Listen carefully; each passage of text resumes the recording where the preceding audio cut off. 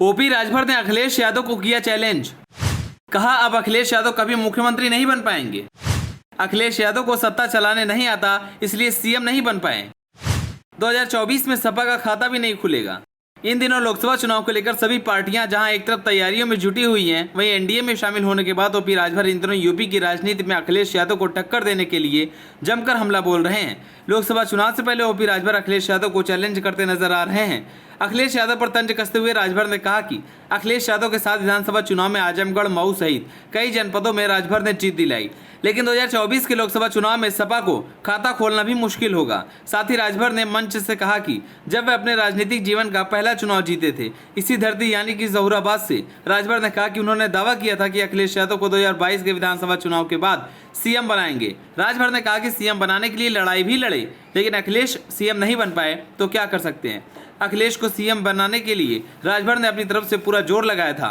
उन्होंने कहा कि पूर्वांचल में 128 विधानसभा सीट है और अभी लोकसभा चुनाव आ रहा है। राजभर ने कहा कि 2024 के लोकसभा के चुनाव में क्या एसपी का खाता खुलेगा। उन्होंने कहा कि जो भी योगी जी और मोदी जी का आशीर्वाद लेकर आएगा वह चुनाव जीतकर दिल्ली जाएगा। राजभर ने कहा कि वह चुनाव अखिलेश के सहयोग से नहीं जीते थे। अखिलेश को सलाह देने के अंदाज में उन्होंने कहा कि यह बात वह अपने दिमाग से निकाल दे कि राजभर को विधानसभा पहुंचाने में उनका कोई सहयोग रहा है। राजभर ने 2022 के विधानसभा चुनाव का हवाला देते हुए कहा कि बेशक अखिलेश ने कुछ सीटें जिताई और राजभर ने भी कुछ सीटों पर जीत हासिल करने में उनकी मदद की। साथ ही विधानसभा में कुर्सी को लेकर राजभर ने कहा कि विपक्ष और हमारे कुछ पत्रकार साथियों के पास जो चश्मे हैं उसमें केवल कमी ही दिखाई देती है।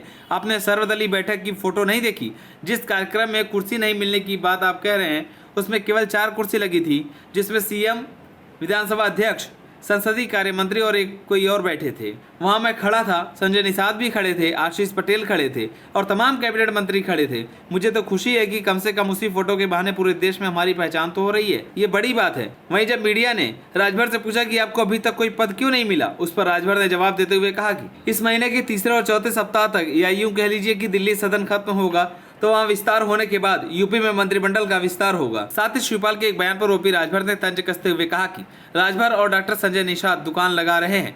दुकान तो वो भी खोले हुए हैं। सपा से नाराज होकर उन्होंने भी दुकान खोली थी। उनकी दुकान में कोई ग्राहक नहीं आया, लेकिन हम लोगों की दुकान में ग्राहक आए। हम लोगों की दुकान तो चल गई, उन्होंने अपनी दुकान बंद कर दी। जहाँ से आए थे वहीं चले गए। उस वक्त नाराजगी इतनी थी कि बीजेपी के साथ काम कर रहे थे।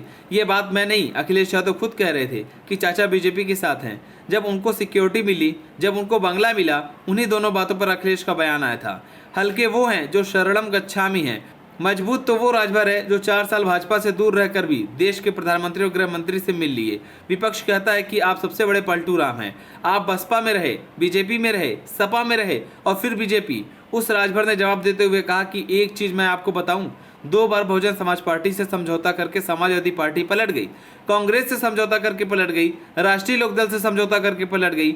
मान लिया कि ओम प्रकाश राजभर गलत है, बसपा भी गलत है। बसपा के साथ जो आपने किया, उनके विधायकों को लाद कर लतियाते हुए आप ले गए। राम अचल राजभर को मैंने देखा, इस नाते गठबंधन टूटा है।